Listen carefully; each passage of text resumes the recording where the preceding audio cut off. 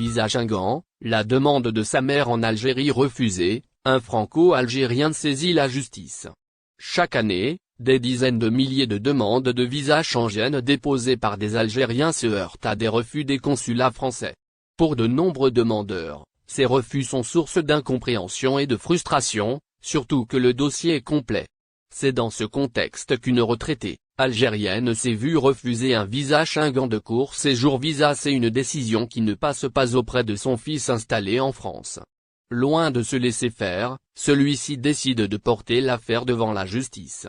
Refus de visa français, la consternation d'un Franco-Algérien. Cette histoire est celle de Azdine Damani, un Français d'origine algérienne qui habite à Quimper, une commune en Bretagne. Après plus de 20 ans en France, il déclare aujourd'hui: « Parfois, je me demande même si je ne suis pas plus breton que franco-algérien », rapporte le média régional breton Le Télégramme. Agent de la fonction publique territoriale âgé de 46 ans, Azdine Damani est titulaire de la nationalité française et pleinement intégré dans sa communauté. Père d'une jeune étudiante en droit, propriétaire d'une maison et bénévole à l'association L'Amicale Laïque. En dépit de cette réussite, il se sent être devenu un sous-citoyen, comme le rapporte son avocat, Me Franck Buor. Azdine Damani questionne: « Est-ce qu'en tant que Français, j'ai le droit d'inviter ma mère chez moi comme tout le monde ?»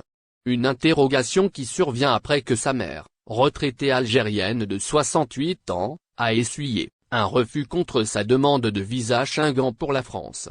Un demande de visa rejeté en dépit des justificatifs en règle. Il raconte: « Tous les ans, j'essayais de l'avoir. Mais depuis la crise sanitaire, c'est devenu plus compliqué.